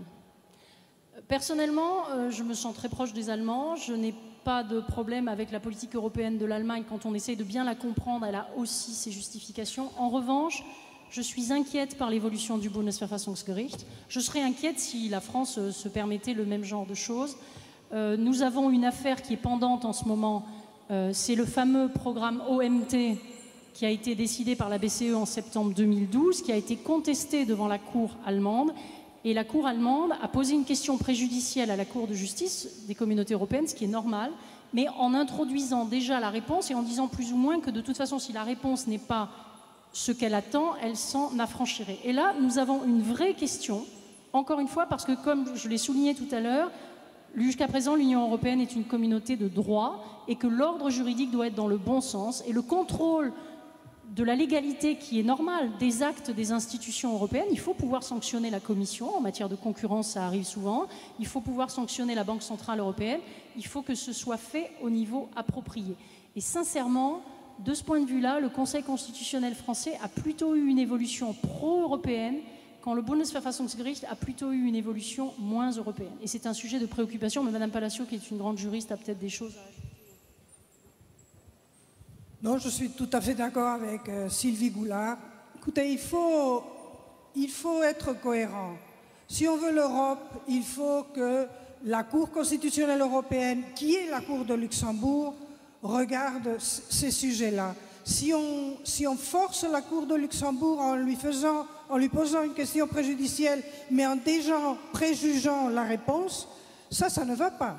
Et j'espère que la France ne va pas suivre ce chemin, parce que déjà, on a un problème important avec l'Allemagne. Alors, je crois qu'il faut quand même comprendre l'Allemagne, comme disait Sylvie Goulard. En Allemagne, il y a eu un énorme débat au moment le plus cuisant de la crise de l'euro. Ce grand débat s'est résolu par une décision de la chancelière de soutenir l'euro. Et toutes les politiques qui sont des politiques conjoncturelles, mais qui quand même nous ont sortis de l'ornière, ont été mises en place. Ce qu'il faut maintenant, c'est de ne pas succomber à ce moment intergouvernemental qu'on a traversé et qu'on traverse encore, ce réflexe nationaliste de chacun pour soi, et surmonter, comme je disais tout à l'heure, de voir où l'Europe comme le problème des pays du Sud qui ont trop de déficits et qui parfois, enfin, les Espagnols, nous sommes représentés sur la couverture de Der Spiegel sur un âne et de façon disons que pas très convenable, ou que l'Allemagne soit présentée dans les caricatures au Sud avec des relents de temps passé. Non, je crois qu'il faut surmonter cela, et qu'il faut surmonter cela au niveau de la société. Et que quand nous surmontons ce schisme sur ce que en anglais on appelle la narrative, quelle est la projection européenne? Où est-ce qu'on va? Quel est le sens de cette projection européenne? Est-ce que c'est la faute aux pays du Sud qui gaspillent, ou est-ce que c'est la faute aux institutions européennes qui sont muselées par l'Allemagne? Je crois qu'il faut surmonter cela, et je crois qu'il faut vraiment comprendre qu'il y a certaines questions, dont celles-ci, qui doivent être résolues par les institutions européennes qui sont en place.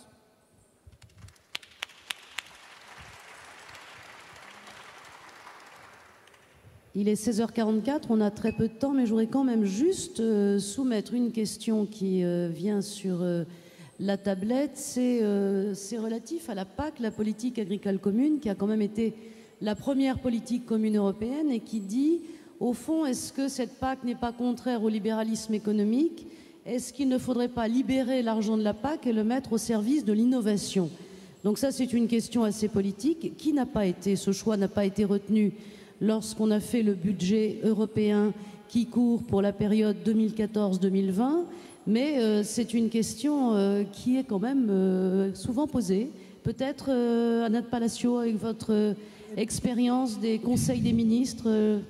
Oui, écoutez, très rapidement, ça c'est encore de la démagogie. Pourquoi il faut choisir où la politique agricole commune, qui est une politique territoriale, qui est une politique environnementale, qui a plusieurs volets et qui n'ont rien à voir avec cette vision réductionniste qu'on entend très souvent. Pourquoi c'est ou ça ou la recherche? Nous devons avoir la recherche. Et nous devons avoir une politique, appelons-la ce que nous voulons, mais une politique du territoire dont nous avons besoin, et nous en avons vu le besoin sur certains volets, dont le changement climatique, dont la qualité de vie, qui est un de nos apanages, franchement. Donc je ne suis pas du tout d'accord avec cette proposition. Voilà, cette proposition. Je propose... Oui, vous voulez dire un mot? Vous voulez poser une question? Ça sera la dernière, alors.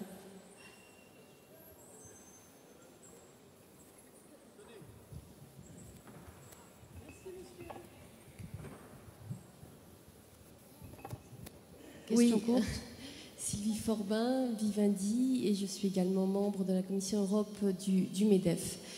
C'est plus une suggestion qu'une question. Je me demandais si, eu égard aux engagements que le président élu de la Commission, Jean-Claude Juncker, vient de prendre ou a pris il y a un mois devant le Parlement et devant les États membres dans son discours inaugural, le 15 juillet, et le programme extrêmement ambitieux qu'il a prononcé pour un renouveau industriel en Europe, je me demandais si on ne pourrait pas refaire au niveau européen ce qui s'est passé hier dans cette salle, c'est-à-dire une main tendue, mais qui serait physiquement tendue entre le président Juncker, une fois qu'il sera rentré évidemment dans son pouvoir, et tous les MEDEF européens, tous les représentants de l'entreprise. Je pense qu'il faut réconcilier le monde de l'entreprise européen avec la Commission européenne, ce monde de l'entreprise qui a parfois compris ou pensé qu'il était mal compris par la Commission. Et je pense que ça aurait pas mal d'allure et surtout que ça pourrait produire quelques effets. Eh bien, merci de votre proposition. Peut-être que vous avez envie de répondre, de dire un mot, un premier mot après cette proposition qui est faite. Vous voulez dire un mot? Oui, pourquoi au MEDEF? Pourquoi pas au syndicat? Je veux dire, on a, si on veut, il ne s'agit pas seulement de réconcilier les entreprises avec l'Europe, parce que les entreprises, c'est bien, on a besoin des entreprises pour avoir des emplois, c'est clair. Mais les entreprises ont besoin de travailleurs qui y croient que c'est positif pour eux, et de citoyens en général. Et cette main tendue, ce n'est pas seulement une gentillesse, c'est des faits. Ça doit être des actes posés pour montrer qu'on se préoccupe de leurs problèmes. Dans les dernières années, nous n'avons pas eu ça. Alors nous, on est preneurs, on dit oui, mais il faut que ça soit concret. Hein. Bien, merci à vous. On termine ce débat. J'espère qu'il vous a intéressé. Je l'ai personnellement trouvé très riche, avec beaucoup d'apports de nos invités, et je vous demanderai de les applaudir.